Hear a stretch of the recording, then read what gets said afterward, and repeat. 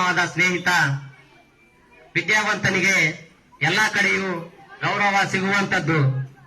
ಸೌಂದರ್ಯ ಮತ್ತು ಯೌವನ ಎರಡನ್ನೂ ಮೀರಿಸುವ ಶಕ್ತಿ ಶಿಕ್ಷಣಕ್ಕಿದೆ ಎನ್ನುವಂತ ಚಾಣಕ್ಯನ ನುಡಿಗಳೊಂದಿಗೆ ತಮಗೆಲ್ಲರಿಗೂ ಮುಂಜಾನೆಯ ಶುಭೋದಯಗಳನ್ನು ತಿಳಿಸುತ್ತೇನೆ. ವೇದಿಕೆ ಮೇಲೆ ಆಸೀನರಾಗಿರುವಂತ ಶಾಲೆಯ ಎಸ್ಡಿಎಂಸಿ ಅಧ್ಯಕ್ಷರೇ ಹಾಗೂ ಸರ್ವೆ ಸದಸ್ಯರೇ, ಗ್ರಾಮ ಪಂಚಾಯಿತಿ ಸದಸ್ಯರೇ ಹಾಗೂ ಶಾಲೆಯ ಮುಖ್ಯ ಗುರುಗಳೇ ಹಾಗೂ ಶಿಕ್ಷಕ ವೃಂದದವರೇ ಹಾಗೂ ಆರೋಗ್ಯ ಇಲಾಖೆಯವರೇ, ಅಂಗನವಾಡಿ ಕಾರ್ಯಕರ್ತೆಯರೇ, ಊರಿನ ಗುರು ಹಿರಿಯರೇ ಹಾಗೂ ಶಿಕ್ಷಣ ಪ್ರೇಮಿಗಳೇ, ತಮಗೆಲ್ಲರಿಗೂ 78ನೇ ಸ್ವಾತಂತ್ರ್ಯ ದಿನಾಚರಣೆಯ ಶುಭಾಶಯಗಳನ್ನು ತಿಳಿಸುತ್ತೇನೆ. ಸ್ವಾತಂತ್ರ್ಯ ಅಂದ್ರೆ ನಮ್ಮ ಇಚ್ಛೆಯಂತೆ ಬದುಕುವುದು ಅಥವಾ ವರ್ತಿಸುವುದು ಅಂತ ನಾವು ಅಂದ್ಕೊಂಡಿದೀವಿ. ಆದ್ರೆ ನಿಜವಾದ ಸ್ವಾತಂತ್ರ್ಯ ಅಂತ ನನ್ನ ಕೇಳಿದ್ರೆ ದೇಶದ ಸಾರ್ವಭೌಮತೆಯನ್ನು ಎತ್ತಿ ಹಿಡಿಯುವಂತದ್ದೇ ನಿಜವಾದ ಸ್ವಾತಂತ್ರ್ಯ ಅನ್ನೋದು ನನ್ನ ಅಭಿಪ್ರಾಯ. ಪ್ರಸಿದ್ಧ ಇತಿಹಾಸಕಾರರು ಒಂದು ಕಡೆ ಹೇಳ್ತಾರೆ, ಇತಿಹಾಸವನ್ನು ತಿಳಿದವನು ಮಾತ್ರ ಇತಿಹಾಸವನ್ನು ಸೃಷ್ಟಿಸಲು ಸಾಧ್ಯ ಅಂತ. ಹಾಗಾಗಿ ಮೊದಲು ನಾವೆಲ್ಲರೂ ಸ್ವಾತಂತ್ರ್ಯದ ಇತಿಹಾಸವನ್ನ ತಿಳ್ಕೋಬೇಕು.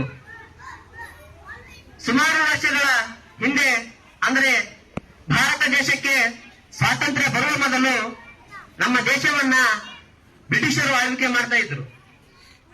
ಕೇವಲ ವ್ಯಾಪಾರ ಉದ್ದೇಶಕ್ಕಾಗಿ ಬಂದಂತಹ ಬ್ರಿಟಿಷರು ಭಾರತದಲ್ಲಿ ಇರುವಂತಹ ಅಪಾರ ಸಂಪತ್ತನ್ನ ನೋಡಿ ಭಾರತದಲ್ಲಿಯೇ ಉಳಿಯುವ ಯೋಚನೆ ಮಾಡ್ತಾರೆ. ಹಾಗೆ ದಿನ ಕಳೆದಂತೆ ಭಾರತೀಯರನ್ನ ತಮ್ಮ ಗುಲಾಮರನ್ನಾಗಿ ಮಾಡಿಕೊಂಡು ಇಡೀ ಭಾರತದಾದ್ಯಂತ ತಮ್ಮ ಆಧಿಪತ್ಯವನ್ನ ಸಾಧಿಸ್ತಾರೆ.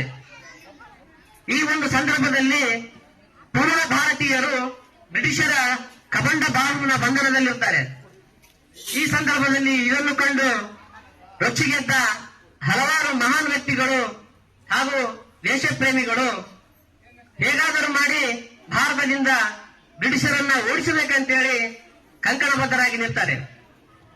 ಉದಾಹರಣೆಗೆ ಬ್ರಿಟಿಷರ ವಿರುದ್ಧ ಸೈನ್ಯ ಕಟ್ಟಿ ಹೋರಾಡಿದಂತಹ ಸುಭಾಷ್ ಚಂದ್ರ ಬೋಸ್, ಶತ್ರುವಿನ ನೆಲದಲ್ಲಿ ದೇಶಭಕ್ತಿಯನ್ನು ಮೂಡಿಸಿದಂತಹ ವೀರ ಸಾವರ್ಕರ್, ಪಂಜಾಬಿನ ಸಿಂಹ ಭಗತ್ ಸಿಂಗ್, ಅಪ್ರತಿಮ ಕ್ರಾಂತಿಕಾರಿಯಾದಂತಹ ಚಂದ್ರಶೇಖರ್ ಆಜಾದ್, ನ್ಯಾಯ ನೀತಿಗೆ ಹೆಸರಾದಂತಹ ಮಹಾತ್ಮ ಗಾಂಧೀಜಿ, ಉಕ್ಕಿನ ಮನುಷ್ಯ ಎಂದೇ ಪ್ರಖ್ಯಾತರಾದ ಸರ್ದಾರ್ ವಲ್ಲಭಾಯ್ ಪಟೇಲ್, ಮಂಗಲ್ ಪಾಂಡೆ, ಲಾಲ್ ಬಹದ್ದೂರ್ ಶಾಸ್ತ್ರಿ, ಹಾಗೆ ಲಾಲ್ ಬಾಲ್ ಪಾಲ್ ಎಂದೇ ಪ್ರಸಿದ್ಧರಾದಂತಹ ಲಾಲ್ ಲಜಪತ್ ರಾಯ್, ಬಾಲ್ ಗಂಗಾಧರ್ ತಿಲಕ್, ಬಿಪಿನ್ ಚಂದ್ರ ಪಾಲ್.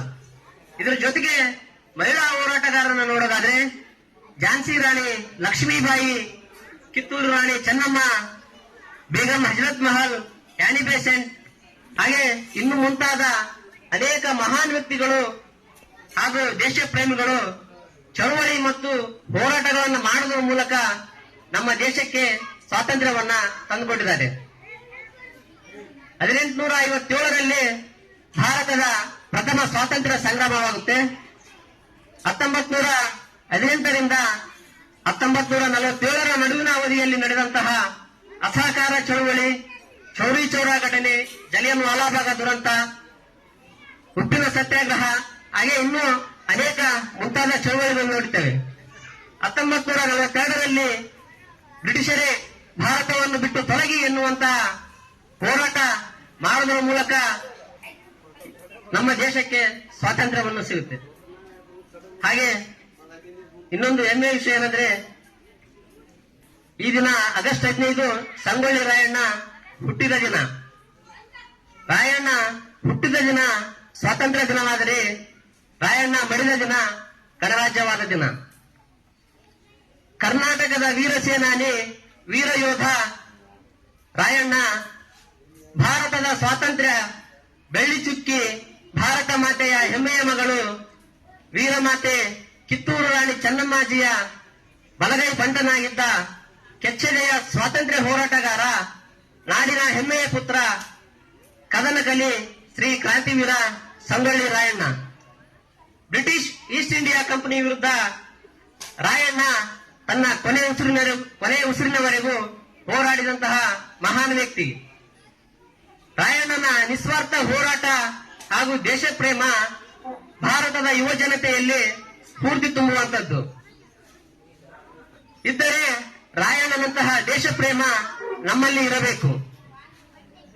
ದೇಶದ ಸ್ವಾತಂತ್ರ್ಯಕ್ಕಾಗಿ ಪ್ರಾಣ ತ್ಯಾಗ ಮಾಡಿದ ಸ್ವಾತಂತ್ರ್ಯ ಸಿಡಿಲಮರಿ ಕ್ರಾಂತಿವೀರ ಸಂಗೊಳ್ಳಿ ರಾಯಣ್ಣ. ಆತನ ಹುಟ್ಟುಹಬ್ಬದ ದಿನ ಆತನ ದೇಶ ಪ್ರೇಮ ತ್ಯಾಗ ಬಲಿದಾನಗಳನ್ನು ಗೌರವದಿಂದ ನೆನೆಯೋಣ. ದೇಶದ ಸ್ವಾತಂತ್ರ್ಯಕ್ಕೆ ಧಕ್ಕೆ ಬಂದಾಗ ನಾವೆಲ್ಲ ರಾಯಣ್ಣರಾಗೋಣ ಅಂತ ಹೇಳ್ತಾ ರಾಯಣ್ಣನಿಗೆ ಜನ್ಮದಿನದ ಕೋಟಿ ಕೋಟಿ ನಮನಗಳನ್ನು ತಿಳಿಸುತ್ತೇನೆ. ಕೊನೆಯದಾಗಿ ಹೇಳಬೇಕಂದ್ರೆ, ನಮ್ಮ ಪೂರ್ವಜರು ಅನೇಕ ರೀತಿಯ ಪ್ರಯಾಸವನ್ನು ಪಟ್ಟು ನಮಗೆ ಸ್ವಾತಂತ್ರ್ಯವನ್ನ ತಂದುಕೊಟ್ಟಿದ್ದಾರೆ. ನಾವು ಸ್ವಾತಂತ್ರ್ಯ ಎನ್ನುವಂತಹ ಪರಿಶುದ್ಧ ಗಾಳಿಯನ್ನ ಸೇವಿಸ್ತಾ ಇದ್ದೀವಿ. ಇಂತಹ ಒಂದು ಸ್ವಾತಂತ್ರ್ಯವನ್ನ ಉಳಿಸಿ ಬೆಳೆಸಿಕೊಂಡು ಹೋಗುವಂತದ್ದು ಭಾರತೀಯರಾದಂತ ಪ್ರತಿಯೊಬ್ಬರ ಕರ್ತವ್ಯ. ಮುಗಿಲೆತ್ತರಕ್ಕೆ ಹಾರಲಿ ಭಾರತದ ಕೀರ್ತಿ, ನಮ್ಮೆಲ್ಲರನ್ನೂ ಹರಸಲಿ ಆ ತಾಯಿ ಭಾರತಿ, ನಮ್ಮ ರಾಷ್ಟ್ರವೇ ಬೇರೆಯವರಿಗೆ ಸ್ಫೂರ್ತಿ ಅಂತ ಹೇಳ್ತಾ ನನ್ನ ಒಂದೆರಡು ಮಾತುಗಳನ್ನು ಮುಗಿಸುತ್ತೇನೆ. ಜೈ ಹಿಂದ್, ಜೈ ಭಾರತ್ ಮಾತೆ, ಜೈ ರಾಯಣ್ಣ.